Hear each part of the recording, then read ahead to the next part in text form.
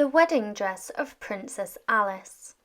Princess Alice was Grand Duchess of Hesse and by Rhine from the 13th of June 1877 until she died in 1878.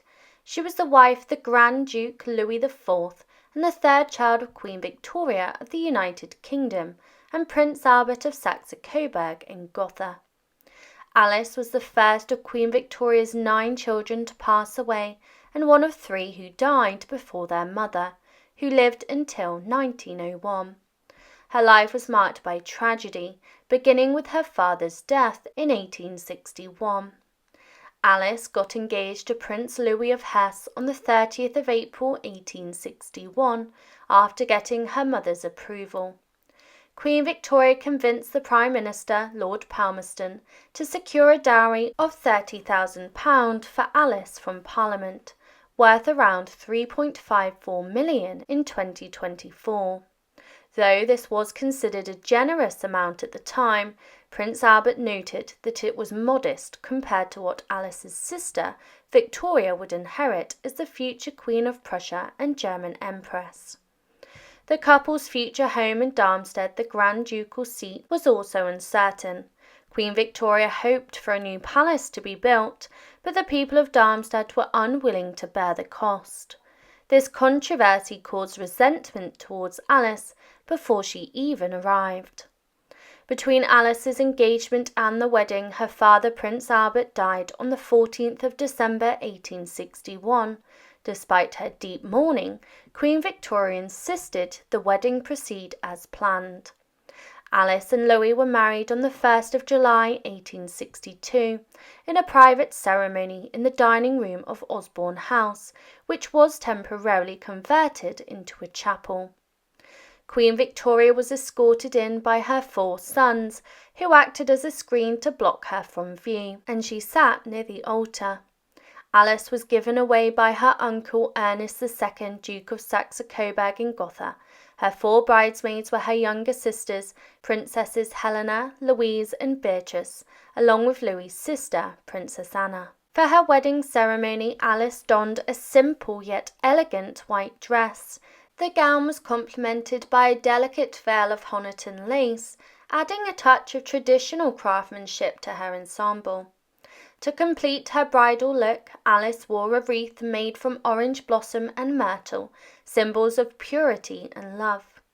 Despite the beauty of her wedding attire, Alice's dress was unembellished, lacking the customary court train that often signifies royal weddings. In keeping with the sombre atmosphere, Alice was required to adhere to mourning customs. She wore black mourning clothes before and after the ceremony, a stark contrast to the simplicity of her wedding dress. This adherence to mourning attire underscored the period's strict conventions, even during significant personal milestones such as weddings. Amidst a subdued celebration, Queen Victoria and Prince Albert presented their daughter with a deeply sentimental gift, a gold bracelet adorned with diamonds and pearls. This exquisite piece of jewellery was more than just an ornament.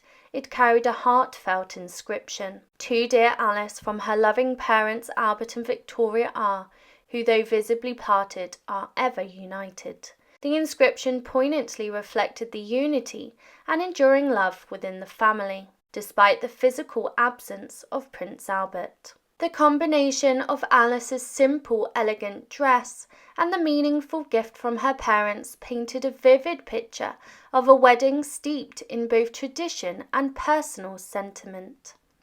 The Honiton lace veil and the wreath of orange blossoms and myrtle highlighted her purity and grace, while the mourning attire and the inscribed bracelet underscored the family's deep connection and the pervasive sense of loss. This blend of simplicity, elegance, and profound emotional significance made Alice's wedding attire and jewels a poignant symbol of her family's love and the era's traditions. The dining room was beautifully decorated with the altar set up beneath the large family portrait. Plant and flowers replaced all of the furniture, creating a charming atmosphere. The breakfast table for the royal guests in the council room was meticulously arranged. Taking a short drive, they then met dear Louis, who appeared nervous and emotional. Alice was already dressed before 1 p.m, radiating loveliness in her bridal attire. She wore a half-high dress adorned with a deep flounce of Honiton lace, accompanied by a matching veil and a wreath of orange blossoms and myrtle. Though she lacked a train, she proudly wore her order and a stunning opal cross and brooch. The 4 bridesmaids, including the 3 girls and Anna of Hesse, were elegantly attired in sprigged net over white, with delicate pale mauve trimmings. As the time approached, in her sad cap, as Baby called it, she descended with their 4 boys, Bertie and Afy, leading the way. It was a deeply emotional moment.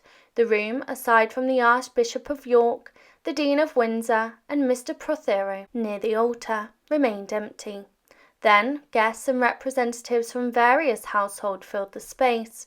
Seated in an armchair with Bertie and Afy close by, they observed the Hessian family opposite, with Clementine Augustus nearby. With Louis, accompanied by Lord Sidney and his 2 brothers, William and Henry, entering first, followed by the dear bride, escorted by her uncle and the bridesmaids, the scene was profoundly moving. The service, conducted beautifully by the Archbishop, witnessed clear and signified responses from Alice and Louis. Though struggling with tears, she maintained composure throughout. After the service, dear Alice, still composed, embraced them, as she did with Louis, before they left the room, followed by the others. Later on, the couple, along with the Prince and Princess Charles, who displayed great emotion and kindness, and dear Fritz, gathered in the horn room. The Dean brought in the register for all to sign, with the family members signing in succession. Once farewells were exchanged with the guests, they retired upstairs for lunch with Alice and Louis, while the others dined downstairs. Following a quick sketch by Mr. Thomas, Alice changed into a white dress with a charming bonnet trimmed with orange blossoms. Her calm demeanour and poise remained unwavering throughout the day.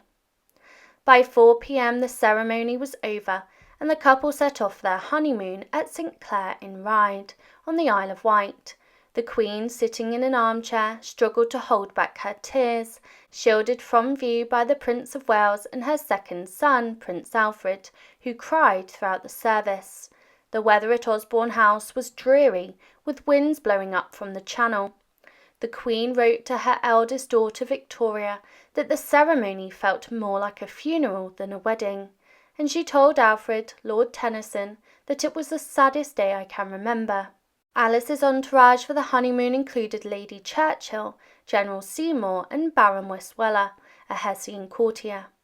Alice was careful not to displease the Queen after her marriage, when the Queen visited the couple at St. Clair. Alice tried not to appear too happy, but despite this effort, Alice's display of romantic bliss made the Queen jealous of her daughter's happiness.